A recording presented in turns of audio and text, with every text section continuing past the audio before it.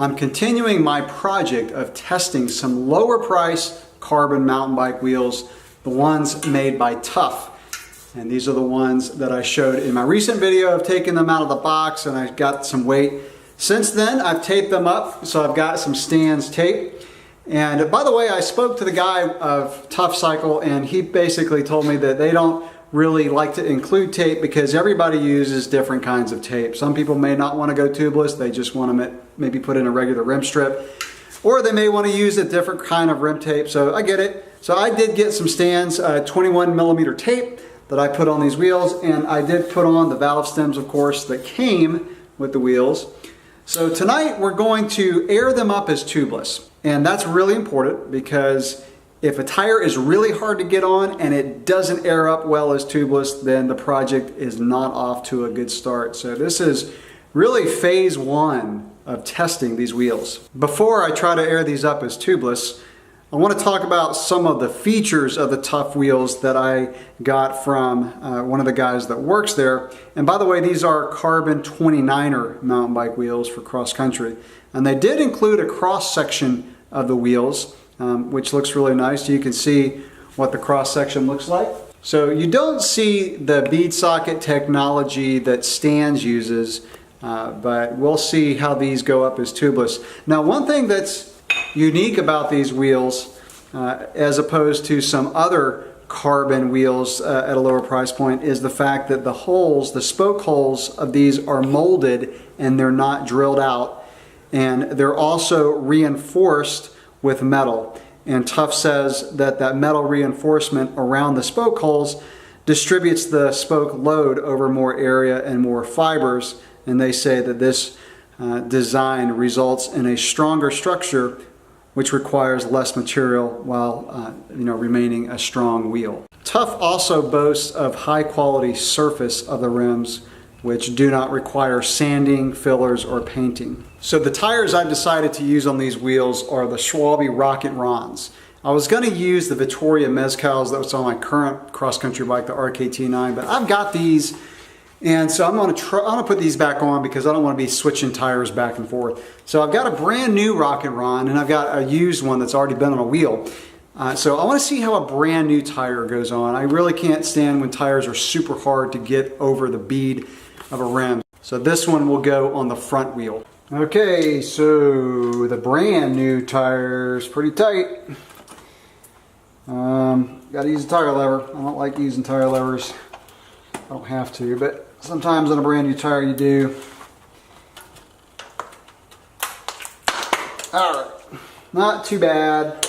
Probably average, maybe a tad tighter than I'm used to. But okay, that bead's on, so I'm going to put in the solution. We'll spray it down with some soap, and then we'll air it up, see how it goes. By the way, these are tubeless ready tires. It's only what I use now on all my bikes. So I'm going to do a scoop and a half of Stan solution in these. So the second bead went on there a tad easier than the first bead, so that's good. So I'm just going to spray my soap bubbles in there on both sides. So I'm going to try this first without removing the valve core. Sometimes you have to do that to really blast the air in there, but we'll try it without it. All right, here goes.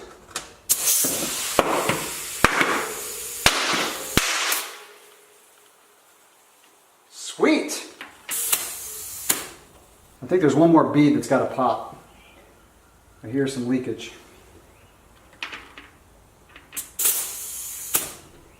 No. All right, I guess we're good. So you always want to look around and make sure all the beads have popped in. And you can spin the tire and see if it wobbles. If it wobbles, then that tells you that there's a bead that's still got to pop into place. Looks like it's not moving, not wobbling, so that means all the beads have popped in. I hear a little bit of air leaking. So that means I've got to do the shake. Yep, hear that? That's not good. All right, so now I got to shake it back and forth.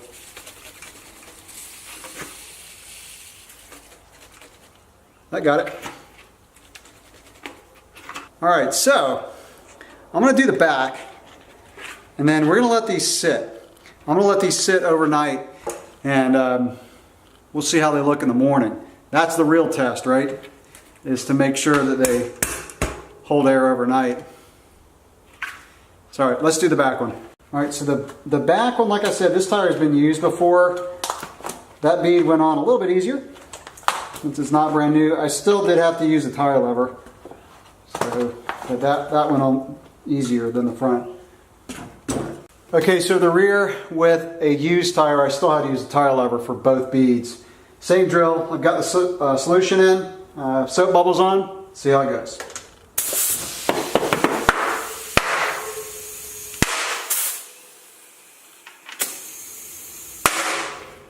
Bam! I love that sound. Okay, so the back, no leaks. I don't hear anything, so I'm not having to shake this and go around. It used to be like with the old, you know, when you did the standard tires, you before they came out with tubeless ready tires, you really had to go around and shake, lay the wheel down like this, and then flip it over. So that's why I love these tubeless ready tires. You really don't have to do any of that stuff. So I don't hear any leaks. I'm going to use my floor pump and go up to my standard pressures, which is going to be about 21 in the front, about 23 in the back. I'll let it sit overnight. We'll come back out tomorrow morning and see if these Tuff cycle wheels hold air as tubeless with tubeless ready tires. Okay, so I've let these sit overnight, actually about 15 hours. Just as much air as when I put the air in last night. So that's very good. All right, so the first phase of testing the lower priced Tuff cycle wheels, I think is a success. The bead was about average. Now, I said in my first video of these, I'm gonna be doing some comparison to Stan's wheels because it's what I'm very familiar with. I've used a lot of their wheels and it's a higher priced brand. So we wanna find out if the lower priced brand, how it compares to a higher priced wheel like a Stan's. So in that comparison, let's talk about how the bead goes on to summarize this first phase of testing. I feel like getting these tires on the rim was about average. It obviously varies amongst tires, so some tires are going to be harder than others, some will be easier. If my memory serves me correctly, I feel like tires going on the Stan's Valor, for example, were a little bit easier. However, I have had some rims, like Giant rims, that were more difficult. In fact, some of the Giant Trans rims that I used a year or two ago, it was extremely difficult to get the bead on the tire. I had to force it pretty hard with a tire lever. So again, I'd say getting the bead on the rim is about average for these wheels. Now let's talk about that channel that locks in the bead. So I showed in the cross section that these rims do not have that. So there's some pluses and minuses. The major plus is it's really locked in. So the Stan's bead socket technology, I've had some Giant rims that have a channel that lock in the bead. So it's really locked in. You don't get any leakage when the bead pops in. Remember, I had to shake these a little bit on one little section to get it to seal up perfectly. Typically don't have to do that if there's a channel that locks in the bead. Now the downside of having that channel is the fact that it can be really difficult to get a tire off. Now the Stan's, I feel, are the perfect medium because I don't have a real hard time breaking the bead out of that channel with my fingers. I've had some Giant carbon rims that have been extremely difficult. In fact, I almost peeled the skin back from my fingernails trying to push that out. I finally had to use a flat blade screwdriver, which I really don't like doing on carbon rims, but I had to do it anyway because it was so tight in there. So the advantage of not having the bead is the fact that it's going to be easier to get the tire off. You can just push it with your fingers, get the bead down into the center of the rim and get the tire off. The other disadvantage of not having that channel is the fact that you can burp a tire. You know, in fact, let me push on these because that will tell me. Okay, so I'm pushing and I got a little stand solution that came out. See that? So that was just by pushing hard on the bead. Now, how will that translate into a ride situation? I don't know yet. I'm going to ride these hard. I'm going to try to burp a tire. I'm going to, purposely, skid the brakes and pop the tire sideways and see if I can get it to burp. It may not be an issue. I don't know yet. Because I have pushed pretty hard. Let me try another section. I can't get it to do it on another section. So it's not too bad. But if you push super hard with your fingers, you can get a little leakage coming out between the bead and the rim. So again, we'll see how that translates into a ride situation. Now it's going to be a couple weeks, maybe even 3, before I get these out on the trail. I've got some traveling to do over the next couple weekends. And I want to get back on my cross-country bike with the Valor wheels for a couple days before I put these on and really test the ride quality.